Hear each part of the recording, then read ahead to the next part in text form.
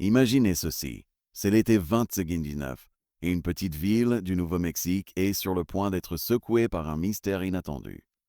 Une fillette de 12 ans, Emily Harpey, disparaît sans laisser de traces. Sa famille est désespérée, s'accrochant à l'espoir.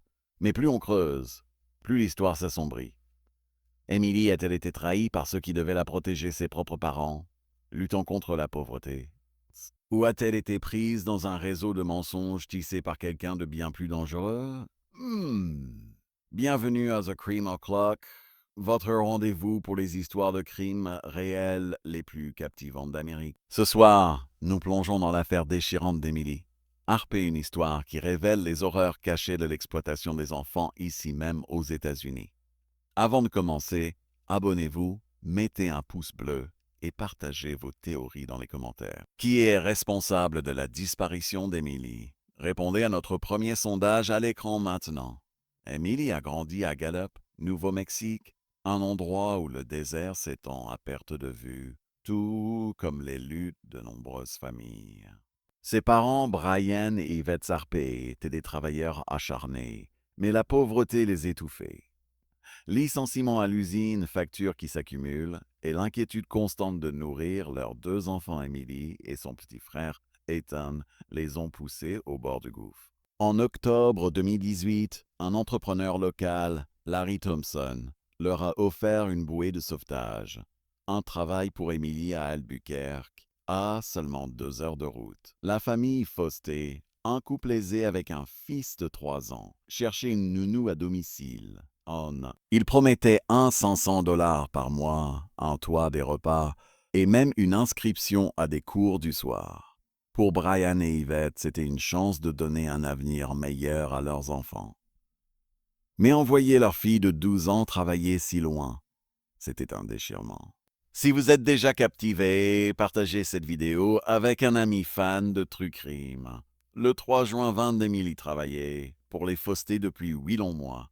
Elle devait rentrer à Gallup pour Thanksgiving, un rare moment pour retrouver sa famille et échapper à la routine écrasante de son travail.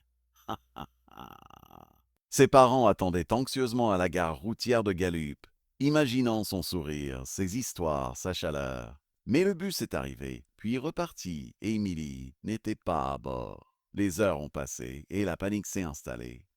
Brian a appelé les Foster, la voix tremblante de... Leur réponse. Il affirmait qu'Emily avait été mise dans un bus de nuit avec un billet et des cadeaux pour sa famille.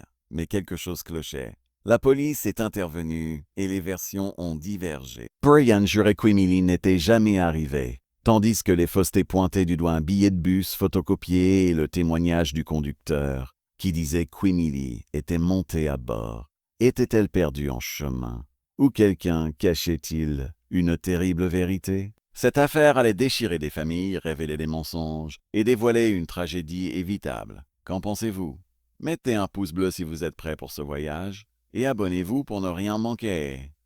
D'abord, abonnez-vous et mettez un pouce bleu si vous êtes prêt pour une plongée dans le True Crime. Ça nous aide à vous apporter des histoires comme celle d'Emily chaque semaine. Ensuite, laissez un commentaire avec votre première hypothèse. Qui est responsable de la disparition d'Emily, sa famille, ses employeurs ou quelqu'un d'autre? Nous avons un sondage à l'écran. Alors votez et dites-nous ce que vous pensez. Et si vous connaissez un fan de True Crime qui serait captivé par cette affaire, mentionnez-le dans les commentaires ou partagez cette vidéo. Faisons connaître l'histoire d'Emily. Allons-y! Remontons à l'automne 2018, à Gallup, Nouveau-Mexique, où la famille Harpey luttait contre la pauvreté. Brian et Yvette Harpey étaient comme tant de parents de la classe ouvrière dans les petites villes américaines, fiers, résiliés, mais à bout de souffle. Brian avait été licencié de l'usine locale, et le travail à temps partiel d'Yvette dans un dîner couvrait à peine le loyer. Leurs 2 enfants, Emily, 12 ans, et Ethan, 8 ans, ressentaient aussi ce poids. Le dîner était souvent une soupe en conserve et les fournitures scolaires d'Ethan étaient d'occasion. Les Harpey ne survivaient pas. C'est alors que Larry Thompson, un entrepreneur local doué pour connecter les gens, a frappé à leur porte avec une offre qui semblait trop belle pour être vraie. Il connaissait une famille à Albuquerque, les Faustet, qui cherchaient une nounou à domicile pour leur fils de 3 ans. Rien à le salaire. Un 500 $ par mois, plus le logement, les repas et la promesse d'inscrire Emily à des cours du soir. Pour Brian et Yvette, c'était une bouée de sauvetage, une chance de payer l'éducation d'Ethan et peut-être même d'économiser pour une voiture. Mais envoyer leur fille de 12 ans travailler à 2 heures de là, c'était un sacrifice énorme. Que feriez-vous à leur place? Partagez vos pensées dans les commentaires. Et lançons la discussion. Emily était une fille calme et brillante, rêvant de devenir enseignante un jour. Elle ne voulait pas quitter Gallup, ses amis ni son petit frère Ethan, qui l'admirait comme une héroïne. Mais elle voyait l'inquiétude dans les yeux de ses parents et ressentait la pression d'aider. En novembre 2018, elle a fait ses valises et s'est installée dans la maison moderne des Faustet à Albuquerque. Adam et Fiona Faustet semblaient être des employeurs parfaits au début, polis, professionnels et pleins de promesses. Ils ont dit à Emily que son travail principal serait de s'occuper de Rian, un bambin turbulent, avec juste quelques tâches légères à côté. L'école commencerait bientôt, disait-il, lui donnant une chance de poursuivre ses études. Ça semblait être un nouveau départ, une façon pour Emily d'aider sa famille tout en construisant son avenir. Mais la réalité était tout autre. En quelques semaines, les tâches légères sont devenues une routine écrasante. Emily lavait la vaisselle, nettoyait les sols, faisait la lessive et cuisinait tout en répondant aux besoins de Rian. La promesse des cours du soir, elle ne s'est jamais concrétisée. Elle travaillait du lever au coucher du soleil, isolée du monde, sans personne vers qui se tourner. Si ça vous touche, mettez un pouce bleu pour soutenir l'histoire d'Emily. En mai, Jimmy n'était plus que l'ombre d'elle-même. Elle était épuisée, nostalgique de chez elle et désespérée de s'échapper. Lors d'un rare appel téléphonique avec son père, Brian, elle a laissé entendre ses difficultés, sa voix tremblante alors qu'elle demandait quand il viendrait. Inquiet, Brian a fait le voyage jusqu'à Albuquerque pour vérifier. Ce qu'il a découvert lui a brisé le cœur. Emily a murmuré qu'elle était surmenée, que Fiona lui criait dessus constamment et qu'elle se sentait piégée. Elle a supplié de rentrer à la maison, les larmes aux yeux. Mais Adam est intervenu, suave comme toujours, affirmant qu'Emily manquait juste sa famille. Il a proposé d'augmenter son salaire à un 800 $ par mois, dépeignant un avenir radieux si elle restait. Brian voulait le croire, il en avait besoin. L'argent maintenait les harpes à flot, et l'idée de retirer Emily signifiait repartir de zéro. Alors, il la laissé là, promettant qu'elle rentrerait pour Thanksgiving. Une décision qui le hanterait pour toujours. Pouvez-vous imaginer laisser votre enfant dans cette situation? Partagez vos réflexions ci-dessous et n'oubliez pas de vous abonner pour d'autres histoires de trucs crimes. Passons au 3 juin 2000. Emily devait enfin retourner à Gallup pour Thanksgiving, une chance de serrer sa famille dans ses bras et de faire une pause dans les exigences incessantes des Faustet.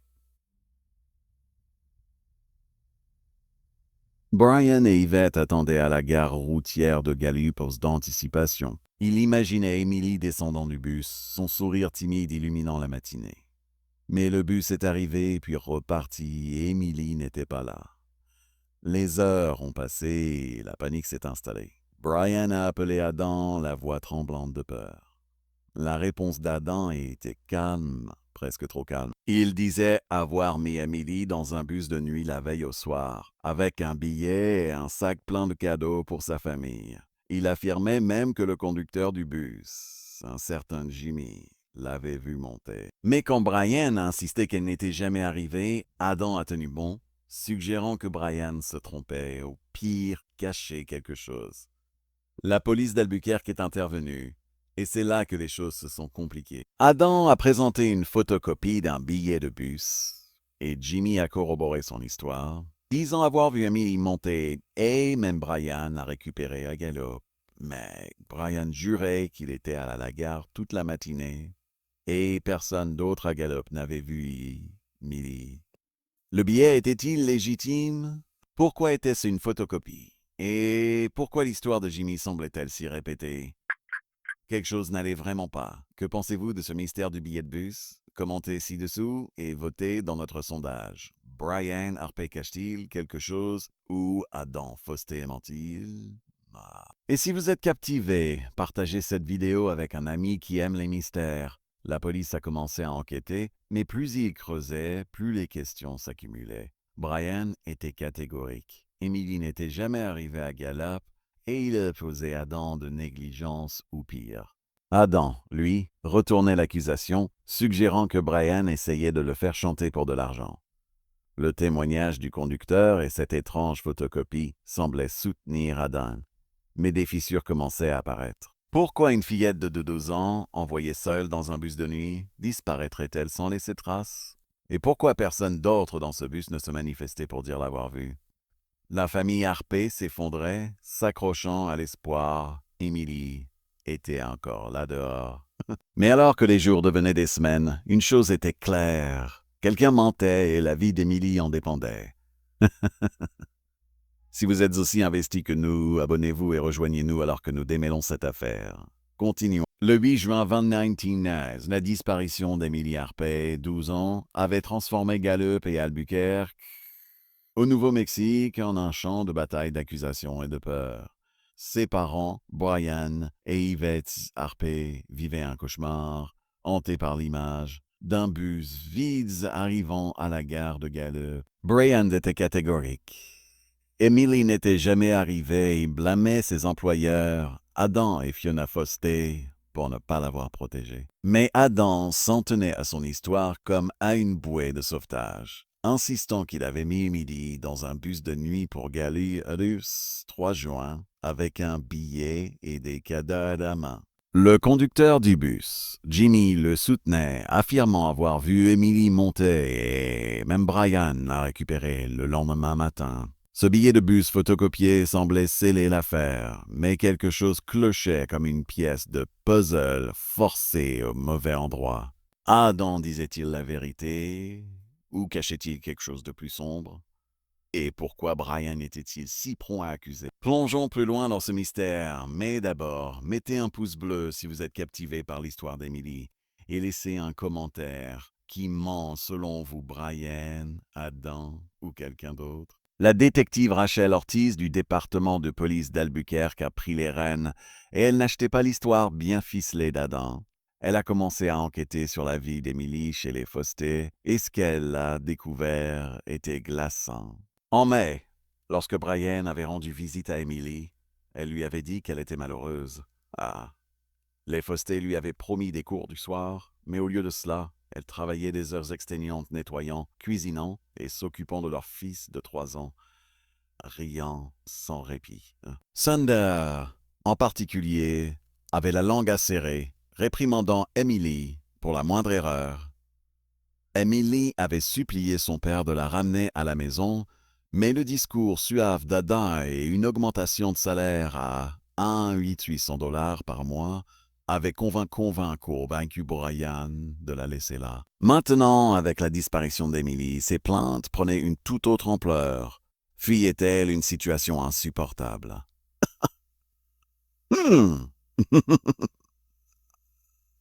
Si cela vous touche, partagez cette vidéo avec un ami qui doit entendre l'histoire d'Emily et continuons la discussion. Alors qu'Ortiz accentuait la pression, l'affaire commençait à se fissurer. Adam redoublait d'efforts, dépeignant Brian comme un père cupide qui pourrait cacher Emily pour extorquer de l'argent. Il pointait le billet et le témoignage de Jimmy comme preuve qu'il avait fait sa part. Mais Ortiz n'était pas convaincu. Cette photocopie était un signal d'alarme. Pourquoi pas l'original? Et pourquoi l'histoire de Jimmy était-elle si parfaitement alignée sur celle d'Adam? Elle a interrogé d'autres passagers du bus. Mais personne ne se souvenait d'avoir vu une fillette de 12 ans correspondant à la description d'Emily. Pendant ce temps, Brian faisait face à ses propres soupçons. Certains habitants de Gallup murmuraient qu'il était trop rapide à encaisser les chèques d'Emily, suggérant qu'il l'avait peut-être envoyé ailleurs pour plus d'argent. Les accusations faisaient mal, surtout pour Yvette, qui ne pouvait croire que son mari ferait du mal à leur fille. Mais le doute était là, rongeant tout le monde. Qui est votre principal suspect maintenant? Votez dans notre sondage à l'écran. Émilie a-t-elle jamais pris ce bus ou était-ce un mensonge? Et n'oubliez pas de vous abonner pour plus de mystères crime. Ça, la pression montait et le 10 juin, Yvette n'en pouvait plus.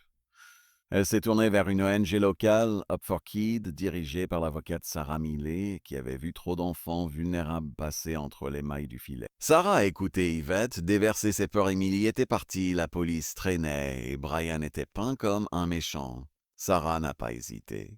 Elle a mobilisé la communauté, organisant des manifestations devant le commissariat d'Albuquerque avec des pancartes exigeant « Trouvez Emily Harper ». Les médias s'en sont emparés, et bientôt, le visage d'Emily était placardé dans les nouvelles du Nouveau-Mexique. L'indignation publique a forcé l'escalade de l'affaire vers la police d'État du Nouveau-Mexique, apportant un regard neuf sur l'enquête. Mais pour Brian, la tension était à double tranchant. Les habitants ont commencé à le harceler, le traitant de père indigne qui avait vendu sa fille pour de l'argent. Les harpés s'effondraient, pris entre l'espoir et le désespoir. Si vous ressentez le poids de cela, activez la cloche pour rester informé sur l'affaire d'Emily. Et commentez. Que feriez-vous si vous étiez Yvette? L'équipe d'Ortiz continuait de pousser, mais plus ils creusaient, plus cela devenait trouble. Ils ont réinterrogé Jimmy, le conducteur du bus, qui s'en tenait à son histoire mais semblait nerveux, évitant le contact visuel. Ils ont retrouvé le chauffeur du bus, qui répétait le récit de Jimmy presque mot pour mot trop parfait, comme un script. Ortiz s'est aussi penché sur l'entreprise d'Adam, une firme de construction employant des dizaines de travailleurs. Il avait prétendu être trop occupé pour conduire Emily à Gallup lui-même, mais la photocopie du billet continuait de la turlupiner. Pourquoi quelqu'un garderait-il une copie d'un billet de bus ordinaire, à moins d'avoir besoin de prouver quelque chose? Et puis, il y avait la réaction de la communauté. Gallup et Albuquerque bourdonnaient de théories. Certains disaient qu'Emily s'était enfuie. D'autres parlaient de traites humaines. Et quelques-uns pointaient même Brian du doigt, disant qu'il avait fait quelque chose d'impensable. La vérité était là dehors, mais elle était enfouie sous des couches de mensonges. Quelle est votre théorie sur l'endroit où se trouve Emily? Partagez-la dans les commentaires et votez dans notre prochain sondage. Adam Fosté cache-t-il quelque chose d'énorme? Et si vous êtes aussi investi que nous, partagez cette vidéo pour sensibiliser aux enfants disparus comme Emily. Alors que l'enquête s'étendait à la fin juin, le tribut émotionnel était insupportable. Yvette passait ses nuits à fixer une photo d'Emily, priant pour un miracle. Brian s'effondrait, déchiré entre la culpabilité d'avoir laissé Emily à Albuquerque et la rage contre l'obstruction des Fosté. Des Fosses d'État a fait appel à des experts médico-légaux pour retracer les derniers mouvements connus d'Emily, mais chaque piste semblait mener à une impasse. Les registres de la compagnie de bus étaient bâclés, sans journaux de passagers pour confirmer la présence d'Emily. Les voisins près de la maison des Fosté n'ont rien signalé d'inhabituel le 3 juin et la petite gare routière de Gallup et pas de vidéosurveillance. Pourtant, la communauté refusait de laisser l'affaire d'Emily s'estomper. Up for Kids maintenait la pression et les campagnes sur les réseaux sociaux avec des hashtags comme Find Emily Harper commençaient à devenir virales localement. Mais avec chaque jour qui passait, l'espoir s'amenuisait et la question devenait plus pressante. Où était Emily Harper? Si cette affaire vous captive, mettez un pouce bleu et continuons à chercher la vérité ensemble. Fin juin 2019, la disparition d'Emily Harper, 12 ans, avait captivé le Nouveau-Mexique. Les communautés de Gallup et d'Albuquerque exigeant des réponses. L'enquête, désormais dirigée par la détective Rachel Ortiz de la police d'État du Nouveau-Mexique, était à son paroxysme. Les récits contradictoires, l'insistance de Brian Harper qu'Emily n'était jamais arrivée à Gallup et l'affirmation d'Adam Fosté qu'il l'avait mise dans un bus déchirait l'affaire. Ce billet de bus photocopié suspect et le témoignage trop parfait du conducteur continuaient de soulever des drapeaux rouges. Mais Ortiz était implacable, déterminé à découvrir la vérité, peu importe son obscurité. Alors que la pression montait, des fissures ont commencé à apparaître, et ce qui a émergé a choqué tout le monde. Plongeons au cœur de ce mystère, mais d'abord, mettez un pouce bleu si vous êtes pour la justice pour Emily et laissez un commentaire. Que pensez-vous qu'il lui est arrivé? Gardons l'élan. L'équipe d'Ortiz s'est concentrée sur l'histoire d'Adam Fosté et il n'a pas fallu longtemps pour trouver des failles. Adam avait prétendu être trop occupé avec son entreprise de construction pour conduire Emily à Gallup le 3 juin 2019. L'entreprise était au ralenti depuis début juin, la plupart des employés étant en congé pour les vacances de Thanksgiving à venir. Adam n'avait aucune excuse pour ne pas avoir conduit Emily lui-même, son histoire s'effondrait. Ortiz a poussé plus loin, réexaminant la photocopie du billet. Pourquoi garder une copie à moins de devoir prouver quelque chose? Elle soupçonnait que c'était une manœuvre délibérée pour dissimuler un mensonge. Le conducteur du bus, Jimmy, et le chauffeur s'en tenaient à leur récit scénarisé, mais leur regard nerveux racontait une autre histoire. Quelque chose de sinistre se tramait et Emily en était le centre. La percée est venue lorsque Ortiz a élargi la recherche au-delà d'Albuquerque. Sur un tuyau d'un des travailleurs d'Adam, la police d'État s'est tournée vers un chantier de construction à La Cruz, Nouveau-Mexique, à environ 3 heures au sud. L'entreprise d'Adam avait récemment terminé un projet là-bas, coulant du béton pour un nouveau bâtiment commercial. Le 2 juillet 2020, les enquêteurs sont arrivés avec des pelles et des experts médicaux légaux, et ce qu'ils ont trouvé a changé l'affaire pour toujours. Enfouis sous une dalle de béton fraîchement coulée, ils ont découvert les restes d'une jeune fille. La famille Harpé a été appelée et avec des cœurs tremblants, Brian et Yvette ont confirmé la vérité dévastatrice. C'est Emily. La découverte a envoyé des ondes de choc à travers le Nouveau-Mexique, transformant une affaire de personnes disparues en une enquête pour meurtre. La question n'était plus où était Emily, mais qui était responsable et pourquoi. Si cela vous frappe fort, abonnez-vous pour rester avec nous alors que nous dévoilons la vérité. Sous une pression intense, la façade d'Adam Fosté s'est effondrée. Lors d'un interrogatoire épuisant, il a craqué et a confessé un crime aussi insensé que brutal. La nuit du 3 juin 2019, Emily l'avait confronté, exigeant de rentrer chez elle. Elle en avait assez des tâches interminables, des mots durs de Fiona et des promesses brisées d'école. Sa défi l'a poussé à bout. Dans un accès de rage, il a frappé, tuant la fillette de 12 ans qui voulait seulement revoir sa famille. Pour dissimuler cela, Adam a conçu un plan glaçant. Il a enterré le corps d'Emily sur le site de la Cruz, utilisant son expertise en construction pour cacher le crime sous le béton. Ensuite, il a soudoyé le conducteur du bus, Jimmy, et le chauffeur pour prétendre qu'ils avaient vu Emily monter dans le bus. Il a même payé un entrepreneur pour soutenir son histoire, créant l'illusion qu'Emily avait quitté Albuquerque en toute sécurité. On met la partie la plus troublante. Il y avait des indices d'une corruption plus profonde, avec des soupçons qu'un officier local, Tom Carvey, aurait pu être payé pour fermer les yeux. Pouvez-vous croire jusqu'où Adam est allé? Partagez vos pensées dans les commentaires. Et votons. Tom Carvey devrait-il être accusé pour une possible corruption? La vérité a été un coup de poing pour la famille Harpé. Yvette s'est effondrée de chagrin, se blâmant d'avoir laissé Emily partir à Albuquerque. Brian était consumé par la culpabilité, hanté par le moment où il l'avait laissée en main. La communauté s'est rassemblée autour d'eux, mais la douleur était insupportable. Pourtant, au milieu de la tragédie, une lueur d'espoir a émergé. Yvette a canalisé son chagrin en plaidoyer, s'associant à Hop Fortide pour pousser à des lois plus strictes sur le travail des enfants. Elle a juré de s'assurer qu'aucune autre famille ne subisse ce qu'ils avaient enduré. L'affaire a également révélé une vérité plus sombre sur le temps d'Emily chez les Fosté. Elle avait été exploitée et traitée plus comme une servante que comme une nounou victime d'un système qui ignore trop souvent les enfants vulnérables. L'enquête n'était pas terminée. Ortiz était déterminé à coincer tous ceux impliqués dans la dissimulation. Mais pour l'instant, l'accent était mis sur la justice pour Emily. Si vous êtes touché par la force d'Yvette, partagez cette vidéo pour soutenir son combat et mettez un pouce bleu pour montrer que vous êtes avec nous.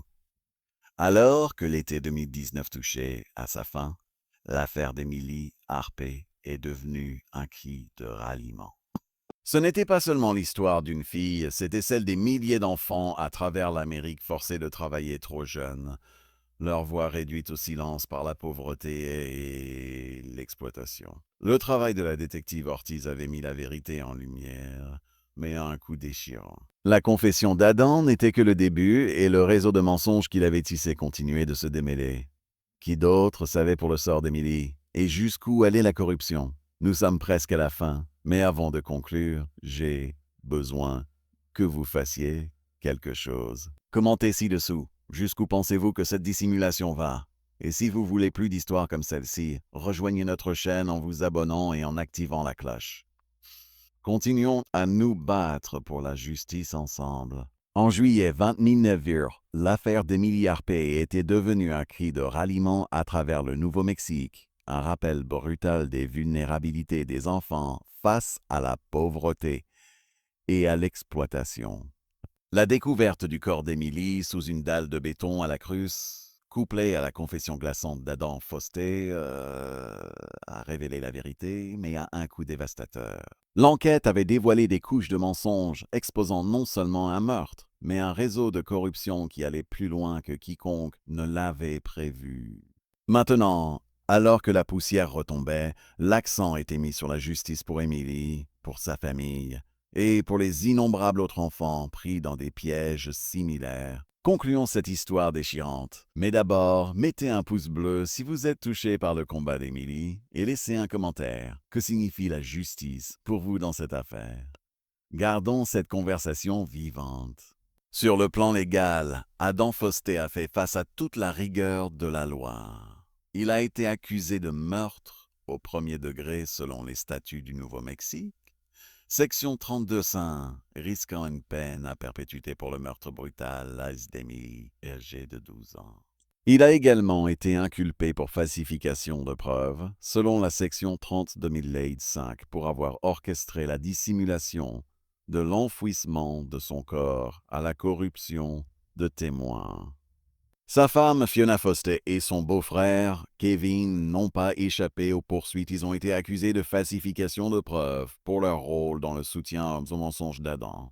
Le conducteur du bus, Jimmy, et le chauffeur faisaient l'objet d'un examen minutieux avec des enquêtes en cours sur leur implication dans la tromperie. Puis, il y avait l'officier Tom Carvey, le policier d'Albuquerque, soupçonné d'avoir fermé les yeux pour de l'argent. Bien que les preuves directes soient minces, une enquête départementale a été lancée et la détective Rachel Ortiz a juré de continuer à creuser. Les batailles juridiques ne faisaient que commencer, mais pour la famille Harpey, aucune punition ne pouvait effacer leur père. Si vous êtes indigné par cela, partagez cette vidéo pour exiger des comptes. Et votons dans notre sondage. Quel est le pire crime ici, le meurtre ou la dissimulation? Au-delà de la salle d'audience, l'histoire d'Emily a touché une corde sensible plus profonde. Elle a exposé la dure réalité du travail des enfants en Amérique, où environ 29 000 enfants de moins de 14 ans travaillent illégalement, souvent dans des conditions d'exploitation, selon le département du travail des États-Unis. Emily n'était pas juste une nounou, c'était une enfant forcée à la servitude, ses rêves de devenir enseignante écrasée par des adultes qui la voyaient comme une main-d'œuvre bon marché. Ce n'est pas une histoire rare, cela se passe dans des maisons, des fermes et des entreprises à travers le pays, cachées derrière des portes closes. Des employeurs comme les Foster le justifient souvent, prétendant qu'ils l'aident en fournissant nourriture et logement, mais à quel prix? La dignité d'un enfant. Son avenir? Sa vie? L'affaire d'Emily a forcé le Nouveau-Mexique à affronter ces questions, déclenchant des appels à des lois plus strictes sur le travail des enfants et à de meilleures protections pour les enfants vulnérables. Si cela vous touche, commentez ci-dessous. Comment pouvons-nous protéger des enfants comme Emily? Et n'oubliez pas de vous abonner pour rester avec nous pour plus d'histoires qui comptent. Au milieu du chagrin, il y avait une lueur d'espoir. Yvette Harpey, brisée par la mort de sa fille, a trouvé un budoyer. Elle s'est associée à Hope for Kids, l'ONG, qui avait amplifié l'affaire d'Emily pour pousser à des changements législatifs. Yvette parlait lors de rassemblements, la voix tremblante mais résolue. jurant de s'assurer qu'aucune autre famille n'endure leur douleur. Son courage a inspiré les communautés de Galup et d'Albuquerque, prouvant que même face à la tragédie, une personne peut déclencher un changement. L'héritage d'Émilie est devenu un appel à l'action, un rappel que nous avons tous un rôle à jouer pour protéger les plus vulnérables d'entre nous. Alors que nous refermons ce chapitre, honorons Émilie en gardant son histoire vivante. Partagez cette vidéo pour diffuser son message et activez la cloche pour ne jamais manquer une histoire True Crime de The Crime O'Clock. Faisons une différence en... Alors, quelle est la leçon à tirer de l'histoire d'Émilie Harpé? C'est simple mais puissant. Restez vigilants, restez en sécurité et ne détournez jamais le regard lorsqu'un enfant est en danger. La pauvreté peut pousser les familles à des choix désespérés, mais l'exploitation prospère quand nous la laissons faire. Nous pouvons changer cela en prenant la parole, en soutenant des organisations comme Up4Kids et en exigeant des comptes de ceux au pouvoir. Avant de partir, j'ai une dernière demande. Laissez un commentaire.